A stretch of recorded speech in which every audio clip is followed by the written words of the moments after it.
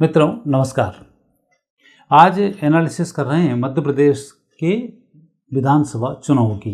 यहाँ पर क्या स्थिति बनेगी और क्या होने वाला है इस चुनाव में, क्योंकि मध्य प्रदेश की जो कुंडली है उसके ग्रहयोग अब बहुत तेज़ी से परिवर्तित होंगे। बुध की महादशा 2016 से 2033 तक है और 2016 से 2033 तक बुध चल रहा है, तो यहाँ महिलाओं की स्थिति में बहुत सुधार आएगा और पूरे देश में क्रांति महिलाओं की जो होगी वो मध्य प्रदेश से ही शुरू होगी। और यहाँ काम भी अभी लगातार महिलाओं, बहनों, लड़कियों के लिए बहुत अच्छे हुए हैं और ये स्थिति लगातार बढ़ती जाएगी। इसमें गिरावट की संभावनाएं बहुत कम है।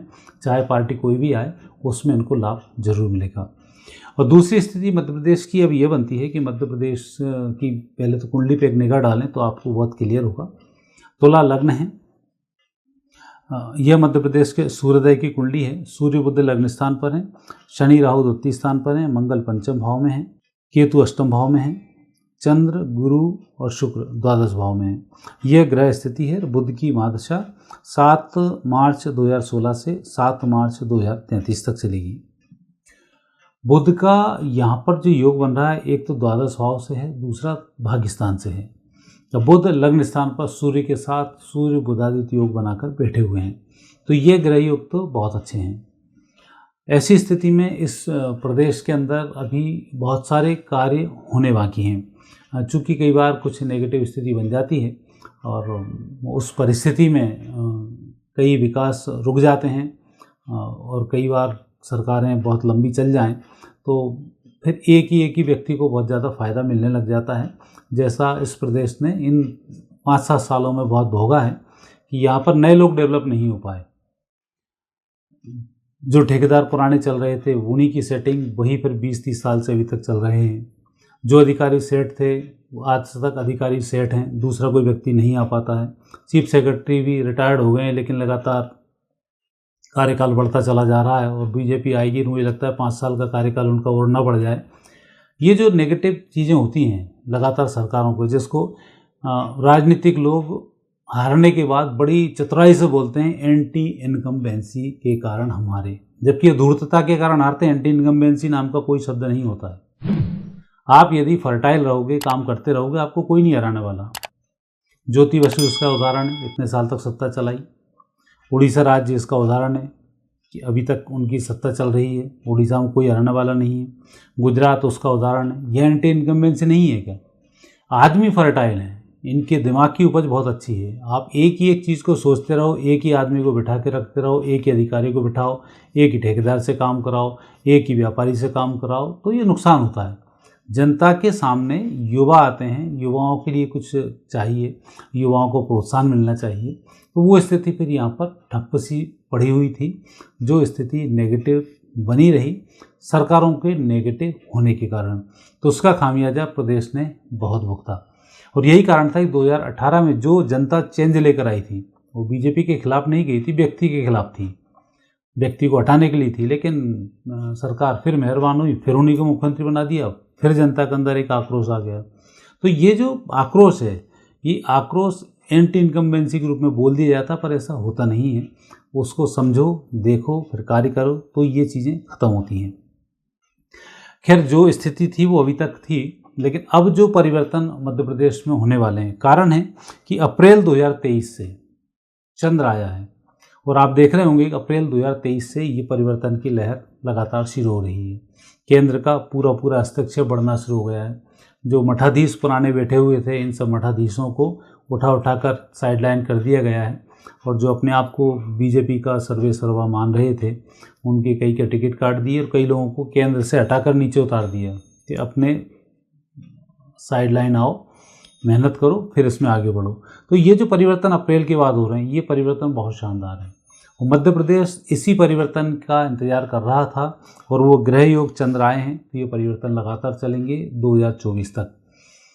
सितंबर 24 के बाद फिर मध्य प्रदेश में वापस बहुत अच्छी स्थिति बनना शुरू होगी और उसमें लाभ मिलेगा। और अभी का जो चुनाव का परिवर्तन है, ये परिवर्तन भी होने की स्थिति इसमें बहुत क्लियर दिखाई देती है कि अब जो परिवर्तन होगा वो परिवर्तन बहुत अच्छा होगा और आने वाले 7 साल के लिए होगा और ये परिवर्तन अच्छा रहेगा। ग्रह योग यहाँ पर ये बताते हैं कि जब चंद्र चलता है तो चंद्र के समय में व्यक्ति तो घर का ही होता है, लाभ उसको मिलता है, लेकिन जो घर का मुखिया होता है वो बदल जाता है।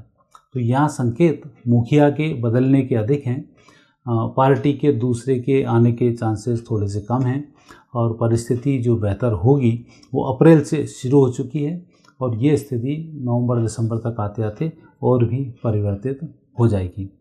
अब हम बात करते हैं कांग्रेस पार्टी, क्योंकि यहाँ पर 2 पार्टी हैं, बीजेपी है और कांग्रेस है, तीसरे का कोई यहाँ पर स्थान नहीं है। इक्का दुक्का आ जाती तो आ जाती हैं, बाकी 2 पार्टी यहाँ पर मुख्य होती हैं। अब पहले देखते हैं कांग्रेस की कुंडली। कांग्रेस के लग्न स्थान पर धनु है, सूर्य शुक्र लग्न में है, केतु चतुर्थ भाव में है, गुरु सप्तम भाव में, मंगल अष्टम भाव में, शनि भाग्य स्थान पर, चंद्र राहु दसम भाव में है, बुध हैं द्वादश भाव में और गुरु की महादशा है। ये 3 मई 2011 से 3 मई 2027 तक है। मध्य प्रदेश की कुंडली और कांग्रेस की यदि कुंडली को देखा जाए तो 2011 से 2027 तक तो यहाँ पर बहुत नेगेटिव योग बन रहे हैं और आपने देखा भी होगा कि आई हुई सरकार भी यहाँ पर वापस चली गई। तो ये स्थिति आई किसी और के दोषों के कारण थी, कांग्रेस अपने पुण्य से नहीं आई थी, दूसरे व्यक्ति के पाप कर्मों के कारण कांग्रेस की लॉटरी खुली थी और वो उस चीज़ को मेंटेन नहीं कर पाए और सरकार उनकी गिर गई, जो ग्रह योग इसमें बताते हैं। अब फिर स्थिति वापस यहाँ बनने वाली है कि नवंबर दिसंबर में फिर चुनाव होने हैं और चुनाव होने का समय सितंबर 2022 से जनवरी 24 के अंदर अंदर आता है, जब गुरु में चंद्र है और चंद्र अष्टम भाव पे यहाँ पर स्वामी हैं, चंद्र राहु से ग्रसित भी हैं। तो यह जो अभी के ग्रह योग बन रहे हैं, ये ग्रह योग जनवरी 2024 तक कांग्रेस के लिए बहुत बेहतर स्थिति के नहीं हैं। चंद्र के स्थिति को बेहतर करने के लिए बहुत सारे परिवर्तन करने होते हैं, बहुत सारे गूढ़ रहस्यों को ध्यान में रखना होता है और जब कोई व्यक्ति सामने शक्तिशाली हो या यूँ कहें षड्यंत्रकारी हो या यूँ कहें धनबल वाला हो या यूँ कहें जनबल वाला हो, तो ऐसे व्यक्ति से निपटने के लिए आपको चंद्रमा वाले व्यक्ति की मेहनत बहुत करनी पड़ती है और युवाओं के माध्यम से ऐसे व्यक्ति को आसानी से जीता जा सकता है। तो यहाँ पर जो स्थिति बनती है कि अब मध्य प्रदेश में यदि कांग्रेस पार्टी की स्थिति बने तो यहाँ युवाओं को प्रतिनिधित्व देना बहुत आवश्यक है। हालांकि जितने बुजुर्ग थे लगभग साफ हो गए, पर फिर भी मध्य प्रदेश में वापस युवा और अनुभवी सीएम का अब वापस समय आया है। हालांकि मध्य प्रदेश की कुंडली के अनुसार अब मध्य प्रदेश को मुझे लगता है 3 सीएम मिलने वाले हैं, 1 सीएम होगा, 2 डिप्टी सीएम होंगे, तब फिर मध्य प्रदेश का भाग्य यहाँ पर जागृत होगा। 1 नहीं होगा तो 1 सीएम होगा, 1 डिप्टी सीएम होगा, 2 स्थिति तो यहाँ पर बन रही हैं।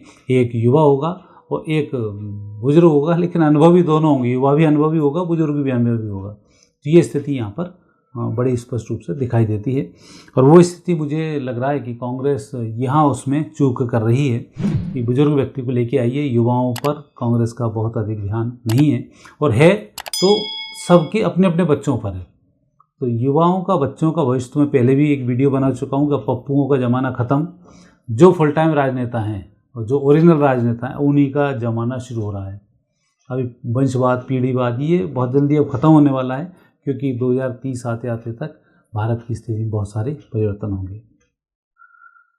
अब देखते हैं भारतीय जनता पार्टी की कुंडली। यहाँ सूर्योदय मीन लग्न में है, शुक्र तीसरे स्थान पर, मंगल गुरु शनि राहु छठे स्थान पर, चंद्रमा है भाग्य स्थान पर, बुध केतु हैं द्वादश स्थान पर। ये ग्रह योग हैं भारतीय जनता पार्टी के। इनको भी चंद्रमा की महादशा है अप्रैल 2022 से अप्रैल 2032 तक। ये जो महादशा है, ये महादशा अभी बीजेपी के लिए बहुत बेहतर पोजीशन है।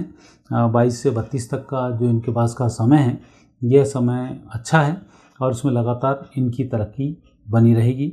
32 के बाद फिर परिस्थिति में परिवर्तन आएगा, जब मंगल होगा फिर कुछ नेगेटिव स्थिति बनेगी। लेकिन हम बात कर रहे हैं अभी वर्तमान के चुनाव की, और इस चुनाव के समय में 19 सितंबर 2023 से 19 मार्च 2025 तक यह है राहु की महादशा। अब आपने देखा होगा कि सितंबर के महीने में ही बहुत सारे परिवर्तन हुए। कभी बीजेपी इतनी जल्दी अपनी सूची जारी नहीं करती है। इस बार सूची उन्होंने 1 महीने पहले ही देनी शुरू कर दी, हारी हुई सीटों पर दी, फिर अभी वापस आई, फिर एक लिस्ट और आने वाली है। तो ये जो परिवर्तन हो रहे हैं, ये राहु के कारण परिवर्तन हो रहे हैं और राजनीति में बहुत सारे उथल पुथल के संकेत भी हैं। दूसरा, मुख्यमंत्री कांग्रेस के हैं, उन्होंने भी जो घोषित हैं, कमलनाथ जी ने भी कहा है कि अभी हमने जिनको टिकट देना है उनको हमने इशारा कर दिया है। तो ठीक है, उन्होंने इशारा कर दिया तो भी स्थिति है, लेकिन जनता के सामने इशारे नहीं चलते हैं। जनता के लिए साफ चीज़ें होती हैं। क्योंकि मैं भी कई बार कुंडली बताता हूँ, विश्लेषण करता हूँ, तो लोग मेरे को लिख देते हैं सीधी सीधी बात करो। कुंडली में सीधी बात हाँ और ना में नहीं होती है। कारण है कि कन्फ्यूजन बहुत सारे हो जाते हैं। क्यों जीतेगी, क्यों हारेगी, क्या स्थिति बनेगी, इसका वर्णन करना जरूरी है। यदि आज की स्थिति में कुंडली की बात करें, मैं बोल दूं बीजेपी जीतने वाली है और कांग्रेस उठाकर सीधा सा चंद्रमा की स्थिति में सारे युवा भर दे, 30-35 साल से लेकर 45 तक के, तो वैसी धराशायी हो जाएंगे। बहुत अच्छे से कैंपेनिंग कर डालें। तो ये ग्रहों के योग संयोग होते हैं, इसलिए बहुत सारे परिवर्तन हो जाते हैं। इसलिए कर्म का सिद्धांत ज्योतिष में महत्व रखता है। आज का कर्म कल का भाग्य बनता है और यही कारण है कि भविष्यवाणी कई बार गलत हो जाती हैं। सामने वाला व्यक्ति उस चीज़ को समझ जाता है और योग बहुत सारे बन जाते हैं। लेकिन यहाँ जो बीजेपी के अभी परचम लहराने की योग बन रहे हैं, ये योग बहुत अच्छे हैं और अभी जो परिवर्तन की स्थिति यहाँ पर बीजेपी जिस तरह से लेके आ रही है, ये परिवर्तन शुभ हैं और आने वाले समय में संकेत इनके अच्छे हैं। हालांकि अभी बहुत सी दुविधाओं की स्थिति है और राहु में दुविधाओं की स्थिति रहती है। जब तक सारी चीज़ें क्लियर ना हो जाएं, तारीखें ना जाएं, तब तक बहुत ही ज़्यादा क्लियर करना बहुत मुश्किल जाता है। परंतु स्थिति इन 2 कुंडलियों के हिसाब से अब ये बनती है कि आने वाले समय में मध्य प्रदेश में वापस बीजेपी की सरकार रिपीट होगी और संभावना है कि नए मुख्यमंत्री मध्य प्रदेश को मिलें, मध्य प्रदेश की तरक्की फिर हो और मध्य प्रदेश के योग अब बहुत बेहतर स्थिति में बनते जा रहे हैं।